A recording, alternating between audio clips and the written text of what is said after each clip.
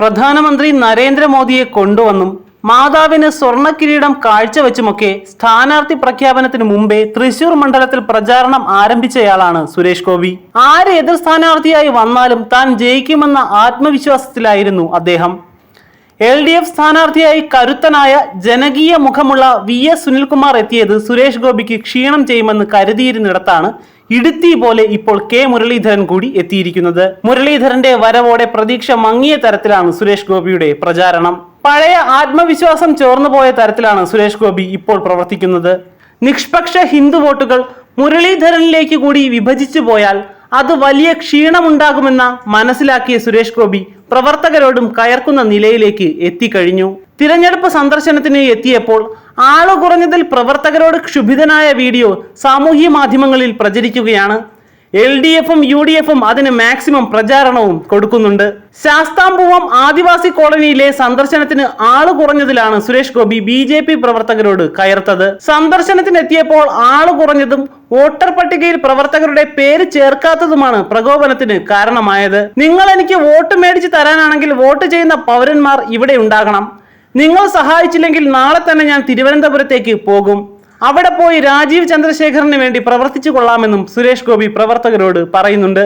സുരേഷ് ഗോപി ശാസ്താംപൂവം കോളനിയിൽ എത്തിയപ്പോൾ അവിടെ ആളു കുറവായിരുന്നു. 25ഓളം പേർ വോട്ടർ പട്ടികയിൽ ചേർക്കാനായില്ല എന്നീ കാരണങ്ങളാണ് സുരേഷ് ഗോപിയെ പ്രകോപിതനാക്കിയത്.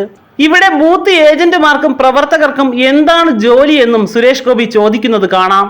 ഭാഷയിൽ നേതാക്കൾ മിതത്വം പാലിക്കണമെന്ന് കേന്ദ്ര നേതൃത്വത്തിന്റെ കർശന നിർദ്ദേശമുള്ളപ്പോൾ K മുരളീധരനെ BJP സംസ്ഥാന അധ്യക്ഷൻ ശിഖണ്ഡി എന്ന് വിളിച്ച് അധിക്ഷേപിച്ചതും സുരേഷ് ഗോപിക്ക് നെഗറ്റീവായി മാറുവാൻ ഇടയുണ്ട്.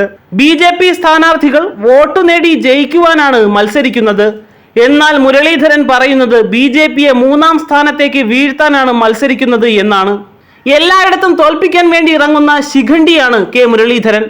സ്വന്തം മാതാവിനെ ആക്ഷേപിച്ച കോൺഗ്രസിലെ സാമൂഹ്യ വിരുദ്ധരെ തള്ളിപ്പറയുവാൻ പോലും മുരളീധരൻ തയ്യാറായില്ല.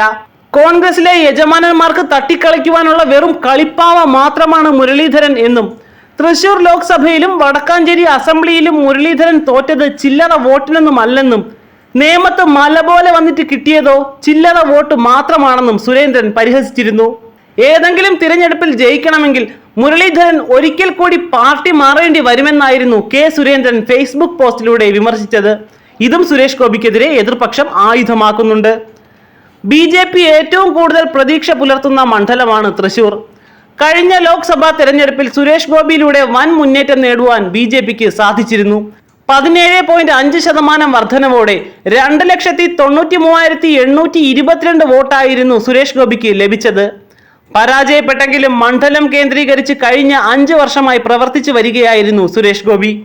അതുകൊണ്ട് തന്നെ ഇത്തവണ മണ്ഡലത്തിൽ താമര വിരിയുമെന്നാണ് BJPയുടെ കണക്കുകൂട്ടൽ. അതേസമയം മണ്ഡലത്തിൽ യാതൊരു അത്ഭുതവും സംഭവിക്കില്ലെന്നും സീറ്റ് നിലനിർത്തുമെന്നും UDF അവകാശപ്പെടുന്നുണ്ട്. എന്നാൽ ഇത്തവണ സുനിൽകുമാറിലൂടെ മണ്ഡലം തിരിച്ചുപിടിക്കുമെന്നാണ് LDF അവകാശപ്പെടുന്നത്.